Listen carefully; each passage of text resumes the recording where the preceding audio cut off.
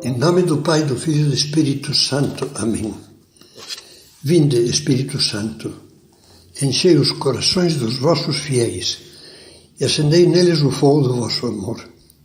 Enviai o vosso Espírito e tudo será criado, e renovareis a face da terra.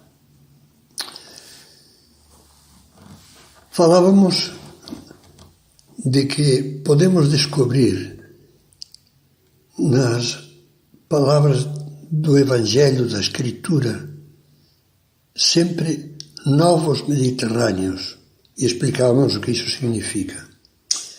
Pois bem, para sermos descobridores de novos Mediterrâneos, ou seja, de novas luzes de Deus, precisamos pedir a Deus o espírito daquele mercador que procurava boas pérolas e que não parou até achar uma pérola tão valiosa que, para comprá-la, não hesitou em vender tudo o que tinha.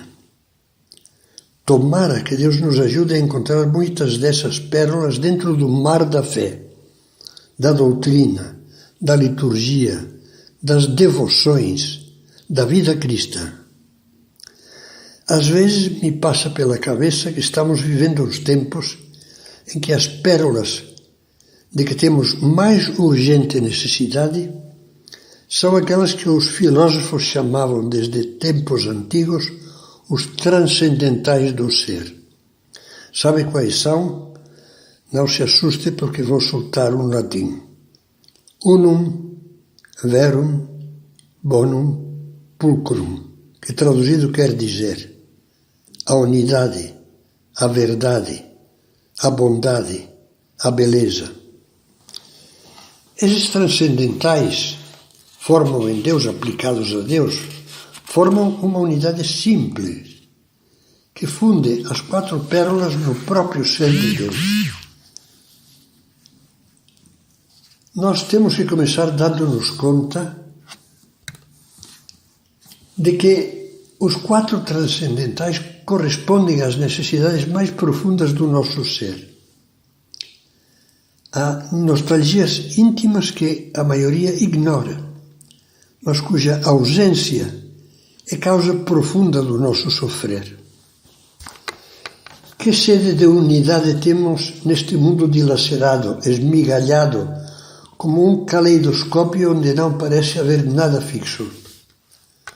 Muitos, como diria Mário de Andrade num dos seus poemas, são 300 e não uma só pessoa, ou seja, não são uma personalidade única, coerente, harmônica, mas pretendem soldar o insoldável, a verdade com a mentira, ou com 300 mentiras, o egoísmo doentio com compensações fugazes de amor inconsistente, a solidariedade e bem-estar da humanidade com as injustiças pessoais e a indiferença em relação aos mais próximos da família e do trabalho.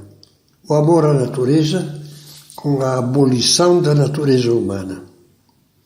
Que nostalgia profunda de verdade também. De uma verdade que não mude de cor nem de direção a cada 5 minutos, conforme o arbítrio de cada um.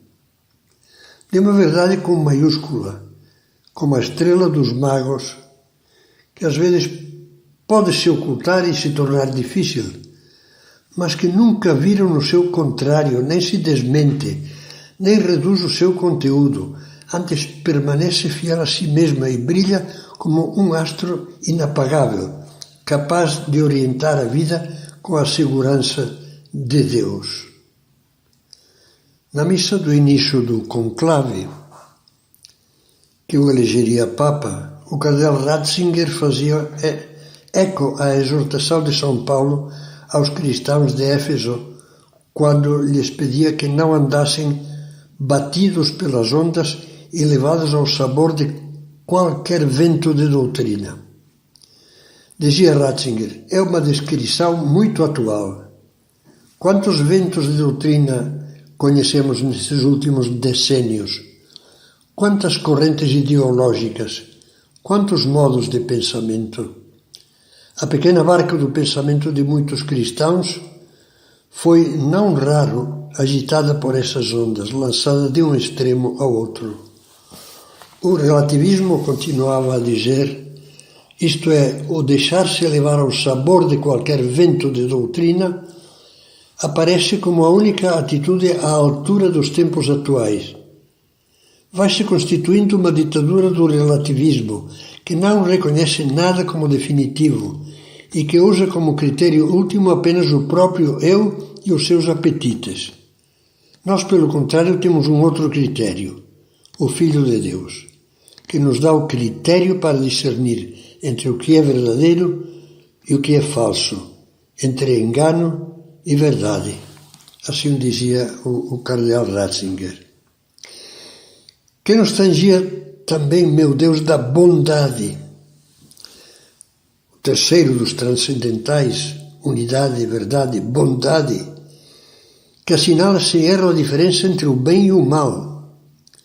Nenhum homem, escrevia São João Paulo II, pode esquivar-se a perguntas fundamentais. Que devo fazer? Como discernir o bem do mal?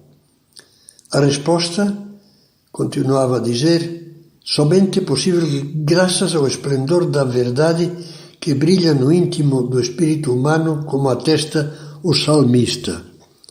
Muitos dizem, quem nos fará ver o bem? Fazei brilhar sobre nós, Senhor, a luz da vossa face. São palavras do Salmo 4. E ainda é o Papa João Paulo II que diz, a luz da face de Deus resplandece em toda a sua beleza no rosto de Cristo. Imagem de Deus invisível, resplendor da sua glória, cheio de graça e de verdade. Ele é o caminho, a verdade e a vida. Por isso, a resposta decisiva a cada interrogação do homem, e particularmente às suas questões religiosas e morais, é dada por Jesus Cristo. Mais ainda, é o próprio Cristo. Por fim, todos nós temos uma imensa sede da autêntica beleza, sinal de Deus que é a suprema beleza. O Papa Bento XVI insistia muitas vezes em que a via pulchritudinis, como se diz em latim, ou seja, a via da beleza, é um dos caminhos mais excelentes que nós temos para chegar a Deus. A nossa alma, como diz o Salmo 41, tem sede do Deus vivo, anseios de contemplar a face de Deus, de ver Cristo, o mais belo dentre os filhos dos homens.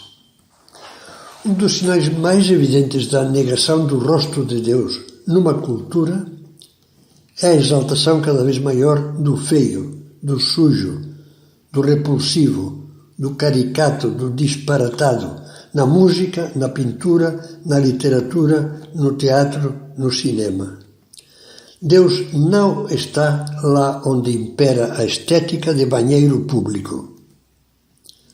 Quando Deus, a beleza por essência da qual participam todas as coisas belas, é expulso da escola, das leis, da mídia com seus múltiplos braços, como a deusa hindu Durga, perde-se um dos caminhos mais límpidos que existem para encontrar Jesus.